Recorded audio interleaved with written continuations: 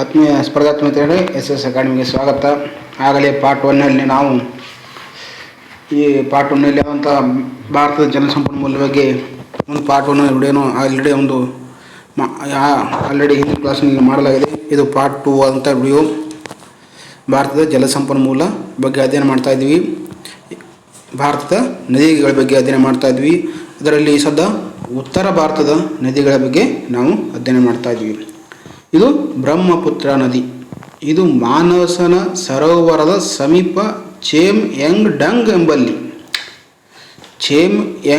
ಎಂಬಲ್ಲಿ ಅಂದರೆ ಟಿಬೆಟ್ ಪ್ರಾಂತದಲ್ಲಿ ಉಗಮ ಆಗ್ತದೆ. ಬ್ರಹ್ಮಪುತ್ರ ನದಿ ನಮ್ಮ ದೇಶದಲ್ಲಿ ಉಗಮವಾಗಲ್ಲ.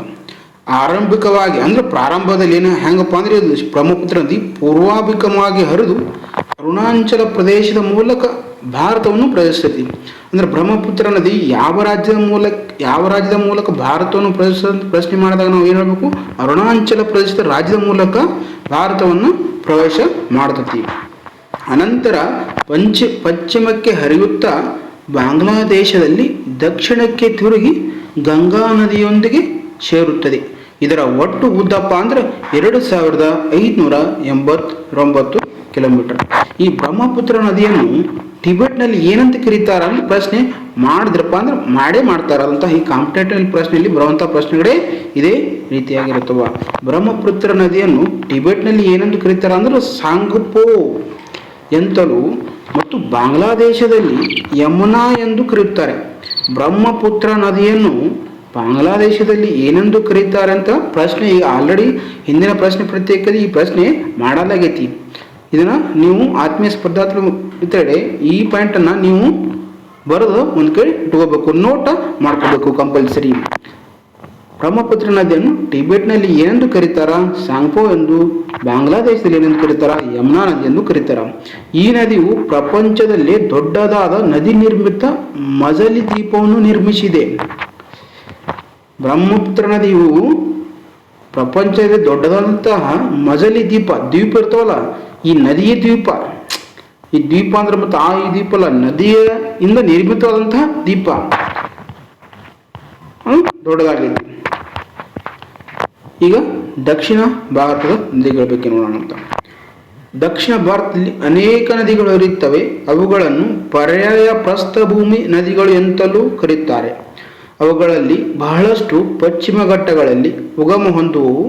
ಮತ್ತು ದಕ್ಷಿಣ ಭಾರತದ ಪ್ರಮುಖ ನದಿಗಳೆಂದರೆ ಮಹಾನದಿ, ಗೋದಾವರಿ, ಕೃಷ್ಣೆ, ಕಾವೇರಿ, ನರ್ಮದಾ, ತಪ್ತಿ ಅವುಗಳ ಉಪನದಿಗಳಾಗಿವೆ. ಇವುಗಳು ಪೂರ್ವಕ್ಕೆ ಹರಿಯುವ ಮತ್ತು ಪಶ್ಚಿಮಕ್ಕೆ ಹರಿಯುವ ನದಿಗಳಲ್ಲಿ ವಿಂಗಡಣೆ ಮಾಡ್ತಾರೆ. ಇದೇ ದಕ್ಷಿಣ ಭಾರತದ ನದಿಗಳಲ್ಲಿ ಪೂರ್ವಕ್ಕೆ ಹರಿಯುವ ನದಿಗಳು ಯಾವುವು ಮತ್ತು ದಕ್ಷಿಣಕ್ಕೆ ಹರಿಯುವ ನದಿ ಯಾವುವು ಅಂತ ಡಿವೈಡ್ ಮಾಡ್ತಾರೆ. ಈಗ ಪೂರ್ವಕ್ಕೆ ಹರಿಯುವ ನದಿಗಳು ಯಾವುವು ಅಂತ ನೋಡೋಣ ಅಂತ. ಮಹಾನದಿ, ಗೋದಾವರಿ, ಕೃಷ್ಣೆ, ಕಾವೇರಿ, ತುಂಗಭದ್ರೆ, ನೇತ್ರಾವತಿ ಈ ನದಿ ಪೂರ್ವಕ್ಕೆ ಹರಿತವ. ಈ ಮಹಾನದಿಯು ಸಿಂಹವಾಹ ಸರಣಿಯಲ್ಲಿ ಉಗಮ ಹೊಂದಿ ಪೂರ್ವಾಭಿಮುಖವಾಗಿ ಹೋಗಿದ್ದು 851 ಕಿಲೋಮೀಟರ್. ಇದರ ಮಹಾನದಿಯ ಒಟ್ಟು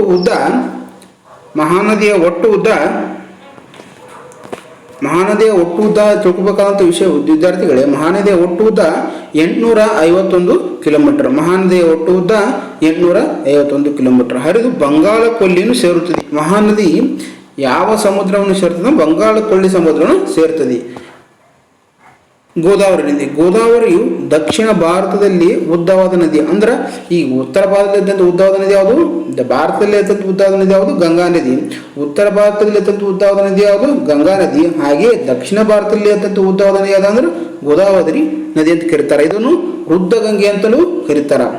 ಇದು ಮಹಾರಾಷ್ಟ್ರದ ತ್ರಯಂಬಕ್ ಎಂಬಲ್ಲಿ ಉಗಮ ಹೊಂದಿ ಪೂರ್ವಕ್ಕೆ ಹರಿದು 1465 ಕಿಮಿ. ಗೋದಾವರಿಯ ನದಿಯ ಉದ್ದ ಎಷ್ಟಪ್ಪ ಅಂದ್ರೆ 1465 ಕಿಮಿ.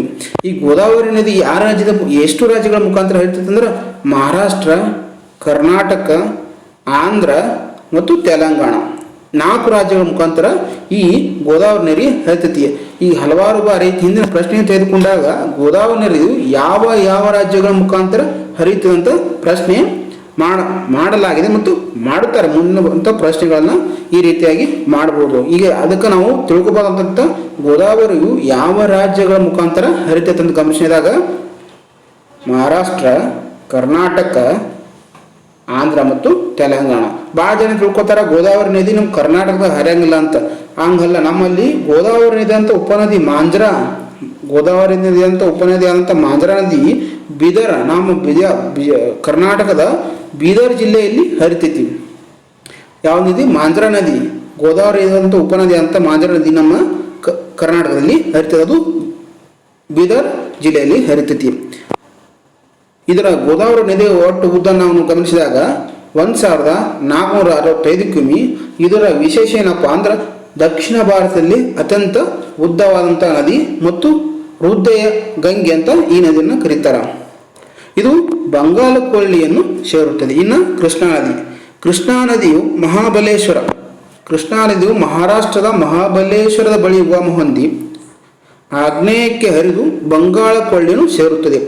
ಕೃಷ್ಣಾ ನದಿಯ ಒಟ್ಟು ಉದ್ದ 1400 ಕಿಲೋಮೀಟರ್.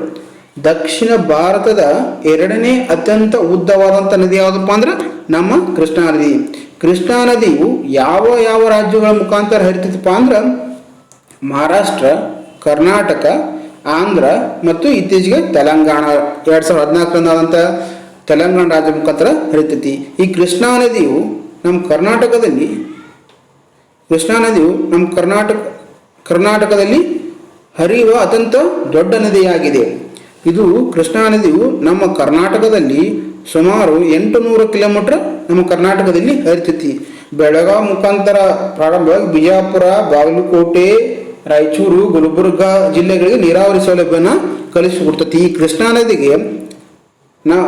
ನದಿಯ ಉಪನದಿಗಳು ಯಾವಂತ ನೋಡಮ್ಮ: ಭೀಮಾ, ತುಂಗಭದ್ರಾ, ಘಟಪ್ರಭಾ, ಮಲಪ್ರಭಾ.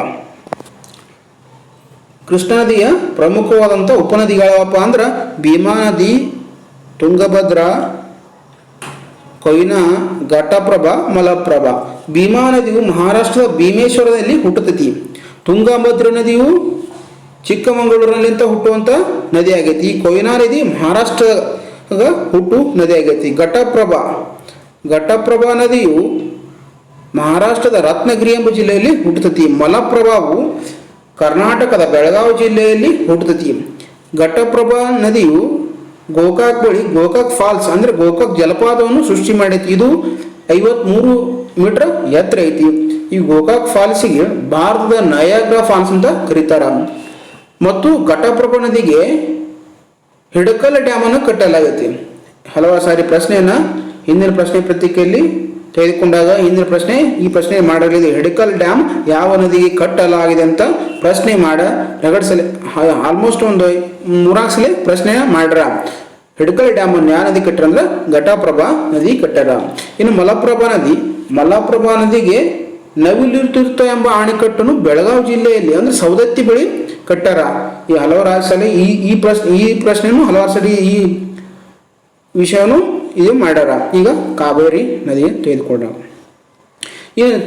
ಕಾವೇರಿ ನದಿ ನಾನು ತುಂಗಭದ್ರಾ ಬಿಟ್ಟಲ್ಲ. ಈ ತುಂಗಭದ್ರಾ ಅಣೆಕಟ್ಟನ್ನು ಬೆಳಗಾವಿ ಜಿಲ್ಲೆ ಹೊಸಪೇಟೆಯಲ್ಲಿ ಆಂಧ್ರ ಮತ್ತು ಕರ್ನಾಟಕ 2 ರಾಜ್ಯ ಸರ್ಕಾರ ಸೇರಿ ತುಂಗಭದ್ರಾ ಅಣೆಕಟ್ಟನ್ನು 2 ರಾಜ್ಯ ಸರ್ಕಾರ ಕೇಳಿ ಆಂಧ್ರ ಮತ್ತು ಕರ್ನಾಟಕ ಬಾರ್ಡರ್ಗೆ ಕಟ್ಟಾರ. ಓಕೆ. ಇನ್ನು ಕಾವೇರಿ ನದಿಯು ಕೊಡಗು ಜಿಲ್ಲೆಯ ತಲಕಾವೇರಿ ಎಂಬಲ್ಲಿ ಉಗಮಗೊಂಡು ಪೂರ್ವಕ್ಕೆ ಹರಿದು ಅಂತಿಮವಾಗಿ ಬಂಗಾಳಿ ಕೊಳ್ಳಿ ಸೇರುತ್ತದೆ. ಕಾವೇರಿ ನದಿಯ ಉಪನದಿಗಳು ಯಾವಪ್ಪ ಅಂದ್ರೆ ಹೇಮಾವತಿ, ಶೀಶಾ, ಕಬಿನಿ, ಅರ್ಕಾವತಿ, ಲಕ್ಷ್ಮಣತೀರ್ಥ, ಸುವರ್ಣಾವತಿ, ಭವಾನಿಗಳು ಕಾವೇರಿ ನದಿಯ ಪ್ರಮುಖವಾದಂಥ ಉಪನದಿಗಳು. ಈ ಕಾವೇರಿ ನದಿಯನ್ನು ದಕ್ಷಿಣದ ಗಂಗೆ ಅಂತ ಕರೀತಾರೆ. ದಕ್ಷಿಣದ ಗಂಗೆ ಅಂದ್ರೆ ಪವಿತ್ರವಾದಂತಹ ನದಿ. ಕರ್ನಾಟಕದಲ್ಲಿ ಹರಿಯುವಂಥ ನದಿಯಲ್ಲಿ ಗಂಗೆಯನ್ನು ದಕ್ಷಿಣ ಗಂಗೆ ಅಂತ ಕರೀತಾರೆ. ಇದು ಕರ್ನಾಟಕದಲ್ಲಿ ಸುಮಾರು 780 ಕಿಲೋಮೀಟರ್ ಹರಿತೈತಿ. ಕಾವೇರಿ ನದಿಯು ಯಾವ ರಾಜ್ಯಗಳ ಮುಖಾಂತರ ಹರಿತದೆ ಅಂತ ಪ್ರಶ್ನೆ ಮಾಡಿದಾಗ ಕರ್ನಾಟಕ, ಕೇರಳ, ತಮಿಳುನಾಡು ಮತ್ತು ಪುದುಚೇರಿ ಇವು 4 ರಾಜ್ಯಗಳ ಮುಖಾಂತರ 3 ರಾಜ್ಯಗಳು ಮತ್ತು ಒಂದು ಕೇಂದ್ರಾಡಳಿತ ಪ್ರದೇಶ ಯಾವುದು ಪುದುಚೇರಿ ಅಥವಾ ಪಾಂಡಿಚೇರಿ ಅಂತ ನಾವು ಕರಿತೀವಿ. ಈ 4 ರಾಜ್ಯಗಳ ಮುಖಾಂತರ ಏನು ಮಾಡ್ತೈತಿ ಈ ಕಾವೇರಿ ನದಿ ಹರಿತೈತಿ. ಈ ಕಾವೇರಿ ನದಿ ಅಂತ ಉಪ ನದಿ ಹೇಮಾವತಿ, ಶಿಷ್ಯ, ಕಬಿನಿ, ಅರ್ಕಾವತಿ, ಲಕ್ಷ್ಮಣ ತೀರ್ಥ, ಸುವರ್ಣಾವತಿ ಮತ್ತು ಭವಾನಿ. ಹಲವಾರು ಸಾರಿ ಇಂದಿನ ಪ್ರಶ್ನೆ ತೆಗೆದುಕೊಂಡಾಗ ಕಾವೇರಿ ನದಿಯ ಉಪನದಿಗಳು ಯಾವಂತ ಪ್ರಶ್ನೆ ಹಿಂದಿನ ಸಲ ರಗಡ್ ಇನ್ನು ಹಲವಾರು ಸರಿ ನಾವು ಪ್ರಶ್ನೆ ಮಾಡಲಾಗೈತಿ. ನೀವು ಪ್ರಮುಖವಾಗಿ ನೋಟ್ ಮಾಡ್ಬೇಕಾಗತ್ತೆ ಅಂದ್ರೆ ಕಾವೇರಿ ನದಿಯ ಉಪನದಿಗಳು ಯಾವುವು ಮತ್ತು ಕಾವೇರಿ ನದಿ ಎಲ್ಲಿ ಹುಟ್ಟುತ್ತದೆ ಮತ್ತು ಅದರ ಉದ್ದ ಎಷ್ಟು ಮತ್ತು ಅದು ಯಾವ ಯಾವ ರಾಜ್ಯಗಳ ಮುಖಾಂತರ ಹರಿಯುತ್ತದೆ ಅಂದ್ರೆ ಇದು ಒಂದು ಹಿಂದಿನ ಪರೀಕ್ಷೆ ಪ್ರಶ್ನೆಯನ್ನು ಗಮನಿಸಿದಾಗ ಸುಮಾರು ಒಂದು 2 ಸಾರಿ ಈ ಪ್ರಶ್ನೆಯನ್ನು ಈ KPSS ಮಾಡ್ಯಾರ. ಓಕೆ, ಈಗ ಪಶ್ಚಿಮಕ್ಕೆ ಹರಿಯುವ ನದಿಗಳು ಯಾವುವು? ನರ್ಮದಾ, ತಾಪ್ತಿ ಪಶ್ಚಿಮಕ್ಕೆ ಹರಿಯುವ ಪ್ರಮುಖ ಮುಖ್ಯ ನದಿಗಳು. ಪಶ್ಚಿಮಕ್ಕೆ ಹರಿಯುವ ಭಾರತದ ಪ್ರಮುಖ ನದಿಗಳು ಯಾವಪ್ಪ ಅಂದ್ರೆ ನರ್ಮದಾ ಮತ್ತು ತಾಪ್ತಿ. ನರ್ಮದಾ ನದಿಯು ಮಧ್ಯಪ್ರದೇಶದ ಅಮರಕಂಟಕ ಬೆಟ್ಟಗಳಲ್ಲಿ ಉಗಮಿಸಿ ಕಿರಿದಾದ ಅಮೃತ ಶಿಲಾಕಂದರದ ಮೂಲಕ ಪಶ್ಚಿಮಕ್ಕೆ ಹರಿದು ಅರಬ್ಬಿ ಸಮುದ್ರವನ್ನು ಸೇರುತ್ತದೆ. ಪಶ್ಚಿಮಕ್ಕೆ ಹರಿಯುವ ನದಿಗಳಲ್ಲಿ ಅತ್ಯಂತ ಉದ್ದವಾದ ನದಿ ಅಥವಾ ದೊಡ್ಡದಾದ ನದಿ ಯಾವುದಪ್ಪ ಅಂದ್ರೆ ನರ್ಮದಾ ನದಿ. ಹಲವಾರು ಸಾರಿ ಸ್ಪರ್ಧಾತ್ಮಕ ಪತ್ರಿಕೆಗಳಲ್ಲಿ ಪ್ರಶ್ನೆಯನ್ನು ಮಾಡಲಾಗೈತಿ. ಈ ಪ್ರಶ್ನೆಯನ್ನು ಮಾಡಲಾಗೈತಿ, ವಿದ್ಯಾರ್ಥಿಗಳನ್ನ ನೀವು ಗಮನ ಇಟ್ಟು ಕೇಳಬೇಕು. ಇನ್ನು ನರ್ಮದಾ ನದಿ ಯಾವ ಯಾವ ರಾಜ್ಯ ಮುಖಾಂತರ ಹರಿತಪ್ಪ ಅಂದ್ರೆ ಮಧ್ಯಪ್ರದೇಶ, ಮಹಾರಾಷ್ಟ್ರ ಮತ್ತು ಗುಜರಾತ್ ರಾಜ್ಯದ ಮೂಲಕ ನರ್ಮದಾ ನದಿಯು ಅರಬ್ಬಿ ಸಮುದ್ರವನ್ನು ಸೇರ್ತೈತಿ. ಇದು ಬಂಗಾಳ ಕೊಲ್ಲಿಯನ್ನು ಸೇರಲ್ಲ, ಯಾಕಂದ್ರೆ ಇದು ಪಶ್ಚಿಮಕ್ಕೆ ಹರಿಯುವ ನದಿ ಆಗೋದ್ರಿಂದ ಇದು ಅರಬ್ಬಿ ಸಮುದ್ರವನ್ನು ಸೇರ್ತೈತಿ. ಓಕೆ, ಇನ್ನು ತಾಪ್ತಿ ನದಿಯು ಮುಲ್ತಾಯಿ ಬಳಿ ಉಗಮಗೊಂಡು ಪಶ್ಚಿಮಕ್ಕೆ ಹರಿದು 724 ಕಿಮಿ ಅರಬ್ಬಿ ಸಮುದ್ರವನ್ನು ಸೇರುತ್ತದೆ. ಅಂದ್ರೆ 2ನೇ ಅತ್ಯಂತ ಉದ್ದವಾದ ಯಾವ ನದಿ ಅಂದ್ರೆ ತಪ್ತಿ ನದಿ ಅಥವಾ ತಾಪ್ತಿ ನದಿ. ಇದು ಇತರೆ ಅನೇಕ ಚಿಕ್ಕ ಪುಟ್ಟ ನದಿಗಳು ಸಹ ಪಶ್ಚಿಮಕ್ಕೆ ಹರಿತವ. ಈ ನಮ್ಮಲ್ಲಿ ಯಾವ ಪಶ್ಚಿಮಕ್ಕೆ ಹರಿಯುವ ಅಂದ್ರೆ ಸಬರಿಮತಿ, ಮಾಂಡೋವಿ, ಬೆಡತಿ, ಶರಾವತಿ, ಕಾಳಿ, ನೇತ್ರಾವತಿ, ಪೆರಿಯಾರ್ ನದಿಗಳು ಪಶ್ಚಿಮಕ್ಕಾಗಿ ಹರಿತಾವ. ಓಕೆ, ಈಗ ಪಾರ್ಟ್ 1 ಈ ಮುಗಿಸ್ತಾ ಇದ್ವಿ. ಮುಂದಿನ ಪಾರ್ಟ್ 3 ಮುಂದಿನ ಕ್ಲಾಸ್ ಮಾಡ್ತಾ ಇದ್ವಿ. ಆತ್ಮೀಯ ಸ್ಪರ್ಧಾತ್ಮಕ ಮಿತ್ರರೇ, ನಮ್ಮ ಅಕಾಡೆಮಿಗೆ ಸಬ್ಸ್ಕ್ರೈಬ್ ಮಾಡಿ, ಲೈಕ್ ಮಾಡಿ, ನಿಮ್ಮ ಅಭಿಪ್ರಾಯವನ್ನು ಕಮೆಂಟ್ ಮುಖಾಂತರ ತಿಳಿಸಿ. ಧನ್ಯವಾದಗಳು.